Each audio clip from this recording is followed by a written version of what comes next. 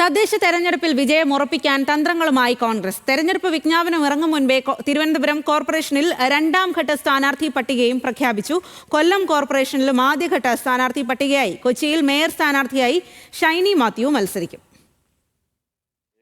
തദ്ദേശ തെരഞ്ഞെടുപ്പ് വിജ്ഞാപനം പുറത്തിറക്കിയില്ലെങ്കിലും വിജയമുറപ്പിക്കാനുള്ള തയ്യാറെടുപ്പുകളിലാണ് കോൺഗ്രസ്. തിരുവനന്തപുരത്തിന് പിന്നാലെ കൊല്ലം കോർപ്പറേഷനിലേക്കുള്ള ആദ്യഘട്ട സ്ഥാനാർത്ഥികളെയും കോൺഗ്രസ് പ്രഖ്യാപിച്ചു. കോർപ്പറേഷൻ മുൻ പ്രതിപക്ഷ നേതാവും INTUC ജില്ലാ പ്രസിഡന്റുമായ AK ഹഫീസാണ് മേയർ സ്ഥാനാർത്ഥി. മികച്ച സ്ഥാനാർത്ഥികളെയാണ് പ്രഖ്യാപിച്ചിരിക്കുന്നതെന്ന് ജില്ലയുടെ സംഘടനാ ചുമതലയുള്ള VS ശിവകുമാർ പറഞ്ഞു. ഘടകകക്ഷികളുമായിട്ടുള്ള ചർച്ചകൾ നടന്നുകൊണ്ടിരിക്കുകയാണ്. വളരെ സൗഹാർദ്ദപരമാണ്. ഏറ്റവും നല്ല രീതിയിൽ അവർ സഹകരിച്ചുകൊണ്ട് മുന്നോട്ട് പോകുന്ന ഒരു സാഹചര്യമാണ്.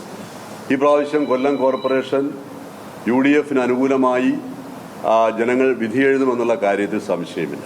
രണ്ടാം ഘട്ട സ്ഥാനാർത്ഥി പ്രഖ്യാപനം വൈകാതെ ഉണ്ടാകും. കൊച്ചി കോർപ്പറേഷനിൽ മേയർ സ്ഥാനാർത്ഥിയായി ഷൈനി മാത്യു മത്സരിക്കും. സിറ്റിംഗ് ഡിവിഷനായ 1-ാം വാർഡായ ഫോർട്ട് കൊച്ചിയിൽ നിന്ന് ഡൊമിനിക് പ്രസന്റേഷന്റെ നോമിനിയായിട്ടായിരിക്കും ഷൈനി മത്സരിക്കുക. തിരുവനന്തപുരം കോർപ്പറേഷനിലെ രണ്ടാം ഘട്ട സ്ഥാനാർത്ഥി പട്ടികയും കോൺഗ്രസ് പ്രഖ്യാപിച്ചു. നേമം ഷജീർ ഉൾപ്പെടെ 15 പേരുകളാണ് പട്ടികയിലുള്ളത്. ആദ്യഘട്ടത്തിൽ 48 പേരുകൾ പ്രഖ്യാപിച്ചിരുന്നു. കോർപ്പറേഷനിൽ കോൺഗ്രസ് ഇനി പ്രഖ്യാപിക്കാനുള്ളത് 23 സീറ്റുകളിലെ സ്ഥാനാർത്ഥികളെ മാത്രമാണ്. തെരഞ്ഞെടുപ്പ് വിജ്ഞാപനം പുറത്തിറക്കിയാൽ ഉടൻ പ്രചാരണം ആരംഭിക്കാനാണ് നീക്കം. News desk, news Malayalam.